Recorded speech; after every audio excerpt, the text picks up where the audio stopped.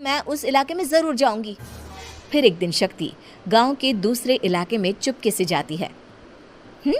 ये लोग तो हमारे जैसे ही इंसान हैं, तो ये हमसे नफरत क्यों करते हैं? जब शक्ति उस इलाके में पहुंचती है तो गांव के सारे आदमी उसके रूप से मोहित हो जाते हैं। वो लोग ये अंदाज़ा नहीं लगा पाते कि वो किन्नर है।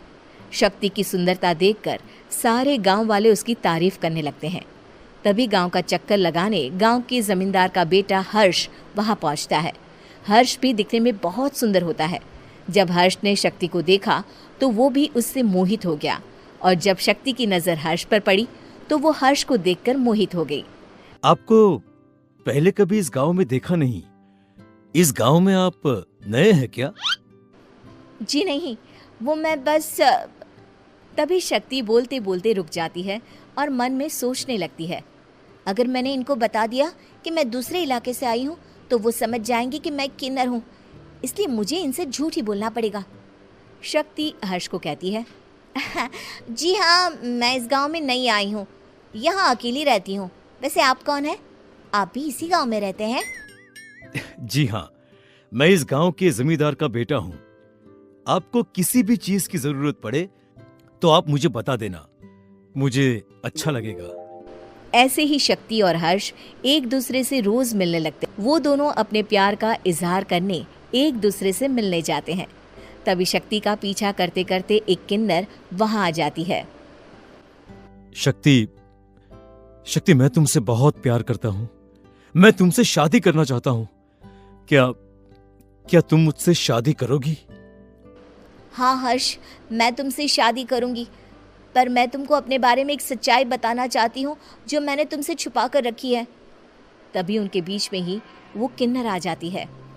शक्ति, तेरी हिम्मत कैसे हुई ऐसा करने की? वो किन्नर शक्ति को खींचकर गांव के जमींदार के पास ले जाती है। हर्ष भी वहां शक्ति को बचाने के लिए पहुंच जाता है।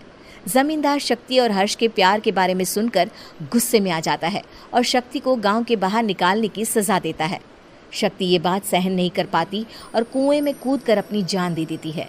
जमींदार हर्ष की शादी गांव की एक लड़की से करवा देता है, पर हर्ष इस शादी से खुश नहीं होता। शक्ति अपना बदला लेने के लिए मरने के बाद किन्नर चुड़ैल बन जाती है। अब मैं इन गांव वालों को नहीं छोड़ूंगी, अब इनसे मैं अपने प्यार का बदला लूंगी। किन्नर चुड़ैल गांव वालों को परेशान करना शुरू कर देती है। एक बार वो रात को गांव के खेतों में पहुंच जाती है और वहां आग लगा देती है। सारी फसल जल के राख हो जाती है। जब एक आदमी रात को उठकर देखता है कि खेत में आग लग गई है तो वो वहां पहुंच जाता है।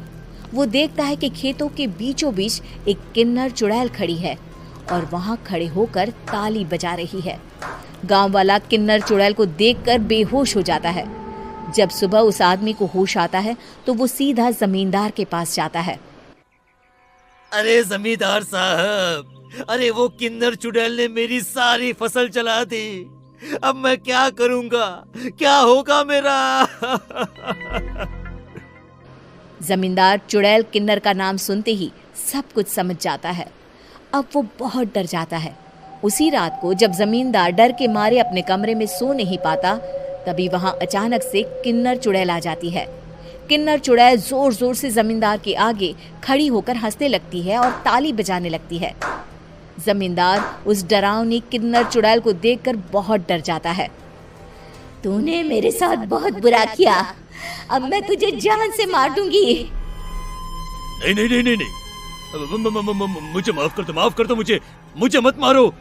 मैं कभी ऐसा दोबारा नहीं करूंगा। अब तुम जो बोलोगी वही मैं करूंगा। ठीक है, मैं चाहती हूँ कि किन्नर इलाका गांव के इलाके से जुड़े और गांव का कोई भी आदमी किन्नर समाज से द्वेष ना करे, उससे नफरत ना करे, नहीं तो मैं सारे गांव को मार दूंगी। और तुम गांव में एक नया कानून बनाओ कि अगर किसी ने भी किन्नर समाज को हानि पहुंचाने की कोशिश भी करी या इनसे भेदभाव करने की भी कोशिश करी तो उनको कड़ी से कड़ी सजा मिलेगी। हाँ हाँ हाँ हाँ, मैं ऐसा ही करूंगा। तुम जो बोलोगी वो मैं करूंगा, पर मुझे जाने दो प्लीज। तब वो किन्नर चुड़ैल वहां से चली जाती है। गांव का जमींदार किन्नर चुड़ैल का कहा मानते हुए दोनों इलाकों को एक कर देता है और नया कानून भी लागू कर देता है।